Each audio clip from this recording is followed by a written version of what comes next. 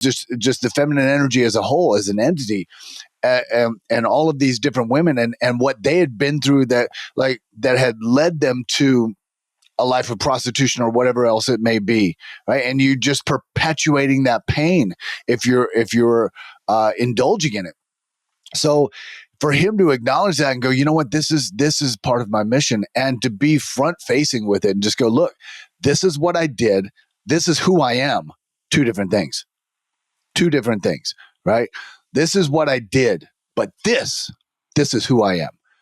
And standing on that principle and going, I'm going to make the world a better place. I'm going to now be a protector of the feminine. Another really significant transformation or outcome that I want to highlight from the immersion is a man who really found his mission for honoring the feminine energy in the culture. I don't know how better to say it. But this is a man that had been battling addictions. He's been sober from all that for 4 or 5 years. However, realizing the trail of trauma that he left behind, both for his wife and family, to the quote unquote victims of things that he's done in the past, and starting to actually grieve that, dare I say, at an ancestral level. But what came of that for him in solidifying his mission? This is a man very successful in business, and now is allowing that part of his story to lead him in this newfound vision for himself. And just blown away. And obviously we're protecting the confidentiality and identity of the men, and because of that, I want to say, you're glazing over addictions. We're talking about pornography. We're talking about prostitution. We're talking about chemical addictions, massage parlors. I mean, as dark as it gets. And the reason I want to call that out, the reason I want to say that is for any of you men listening, they're going, oh man, nobody's done anything as bad as I have. Bullshit. Oh man, right. I'm the only one that's this fucked up. Bullshit. Or that it's a victimless crime. Yeah. Stop telling yourself that. Right. Yeah. So it's like everybody's got their shadows. Everybody's done something bad. We've all done really fucked up things. Welcome to being a man. And the question is, what are you going to do about it? Are you going to fix it? Are you going to be aware of it? Are you going to acknowledge the pain that you've caused yourself and others? And that's what this man's journey has been, is the pain that he caused his wife and the trust that he has to rebuild. But in doing all of that, because he was willing to face it head on, he was able to forgive himself finally, which was a huge piece. And because he had forgiven himself, he was now able to take up the banner of, I want to help other men not to make the same mistakes. And this has become a part of his mission, to protect the feminine, to acknowledge the hurt that he caused the feminine women, just the feminine energy as a whole, as an entity.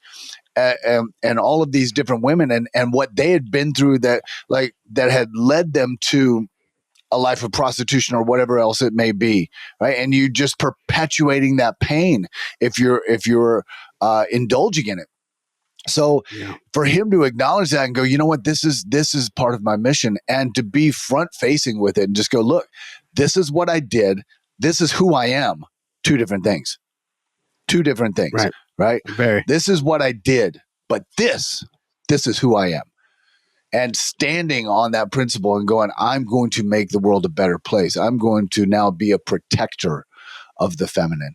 And it's like powerful. Like I had seen him before the immersion as somebody who was kind of shut down sexually, who was trapped in that guilt. And now I see him as a fucking warrior of the heart, and standing strong and proud, and his passion is leading him.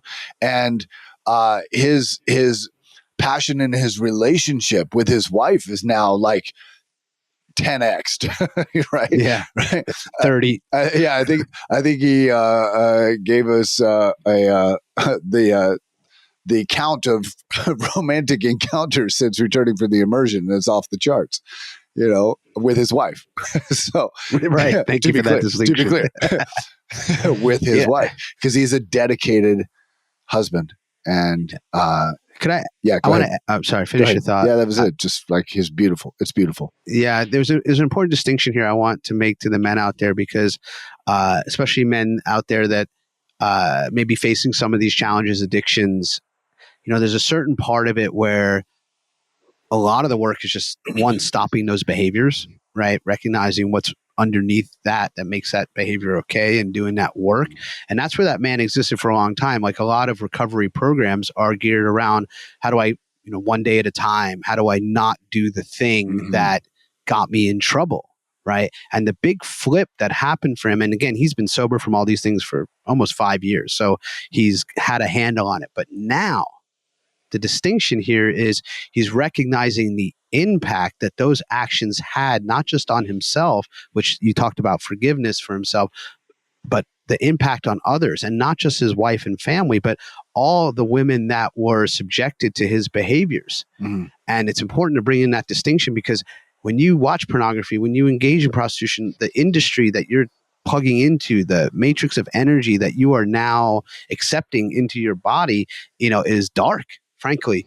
And a lot of those women are doing those things really against their will, right? And that was another enlightening fact that came out. It's like, that's why I said before, it's not a victimless crime. And many of these pornography sites, especially, like, there's some hardcore shit on there that these women are not, and girls for that matter, boys for that matter, are not. This is not consensual. Right. They're not enjoying this. And then if you are deriving pleasure in any sense from this, you are now plugged into that, and that shit gets inside of you. It gets its hooks inside of you. And we talk about that cheap dopamine, and this is a real call out to, like, what do you support? We talk about voting with your dollar, voting with your attention. Like, where are you putting your attention?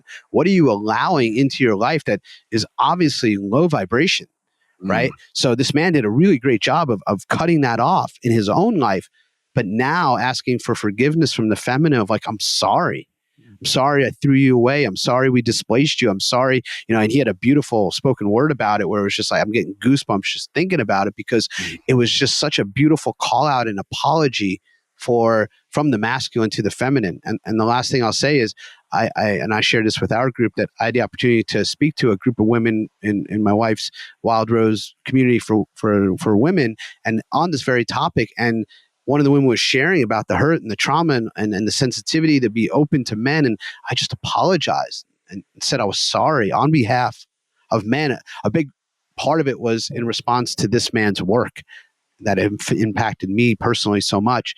And then to offer that, as we've been talking, the Ho'oponopono prayer of, like, I'm sorry, please forgive me, thank you, I love you, to these women and women in general. And man, it has been hugely transformational, not only personally, but this is the work of the awakened masculine.